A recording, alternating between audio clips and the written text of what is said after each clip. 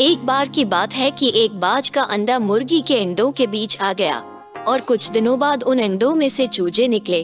बाज का बच्चा भी उनमें से एक था। वो भी उन्हीं चूजों के बीच बड़ा होने लगा। साथ ही वो भी वही करता जो बाकी चूजे करते, मिट्टी में इधर उधर खेलता, दाना चुगता और दिन भर उन्हीं की तरह चूं चूं करता रहता। जब चूजे उड़ने की कोशिश करते तो वह भी करता, लेकिन बाज होने के कारण वह बाकी चूजों की तरह बस थोड़ा सा ही उड़ पाता और पंख फड़फड़ाते हुए नीचे आ जाता। फिर एक दिन उसने एक बाज को खुले आकाश में उड़ते हुए देखा। बाज बड़े शान से बेधड़क उड़ रहा था। तब उसने बाकी चूजों से पूछा कि इतनी ऊंचाई पर उड़ने वाला वो शानदार पक्षी कौन है। तब चूजों ने कहा, अरे वो तो बाज है, पक्षियों का राजा। वो बहुत ही ताकतवर और विशाल है, लेकिन तुम उसकी तरह नहीं उड़ सकते क्योंकि तुम तो एक चूजे हो। चूजों ने जब ऐसा कहा तो बाज के बच्चे ने इसे सच मान लिया और कभी वैसा बनने की कोशिश नहीं की।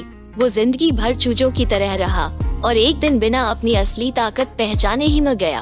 तो दोस्तों, हम में से बहुत से लोग उस बाज की तरह ही अपना असली पोटेंशियल जाने बिना एक नॉर्मल जिंदगी जीते रहते हैं। हमारे आसपास की मीडियोक्रिटी हमें भी मीडियोकर बना देती है। हम ये भूल जाते हैं कि हम अपार संभावनाओं से पूर्ण एक प्राणी है। हमारे लिए इस जग में कुछ भी असंभव नहीं है, पर फिर भी बस एक औसत जीवन जी के हम इतने बड़े मौके को गंवा देते हैं। आप चूजों की तरह मत बनिए। अपने आप पर, अपनी काबिलियत पर भरोसा कीजिए, क्योंकि यही आपकी वास्तविकता है। एक बार एक गरीब परिवार का लड़का गांव से शहर पढ़ाई करने आता है। दिन रात मेहनत कर पढ़ाई करता है।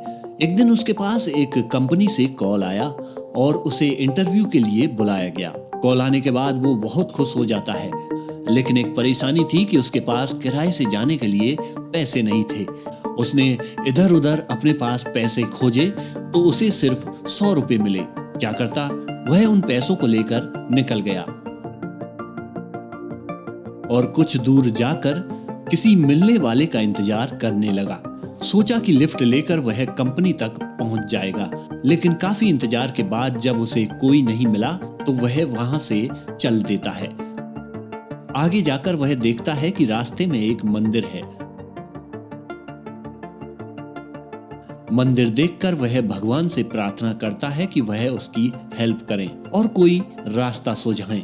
प्रार्थना के बाद जैसे ही वह आगे बढ़ता है तो देखता है कि सामने एक फकीर बैठा है और उसके कटोरे में बहुत सारे पैसे रखे हुए हैं।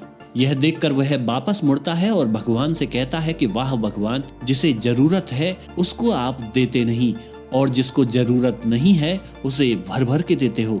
ऐसा सुनकर फकीर बोले कि बेटा, ऐसी क्या बात है?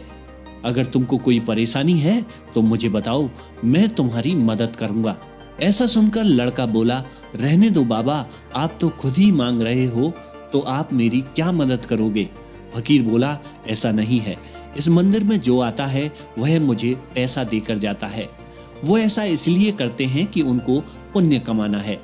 तुम मुझे अपनी परेशानी बताओ, मुझसे जो बनेगा मैं तुम्हारी मदद के लिए करूंगा। लड़का कहता है कि मुझे एक इंटरव्यू के लिए जाना है और मुझे 400 रुपए चाहिए, लेकिन मेरे पास पैसे नहीं हैं। फकीर कहता है कि बस इतनी सी बात, मुझसे पैसे ले जाओ, मुझे ज्यादा नहीं चाहिए। मैं सिर्फ एक समय का भोजन करता हूँ, बीमार हूँ, इसलिए कुछ दवाइयाँ चाहिए होती हैं, कम खर्चे हैं। शाम को बचा हुआ पैसा मैं भी मंदिर की दान पेटी में डाल देता हूँ।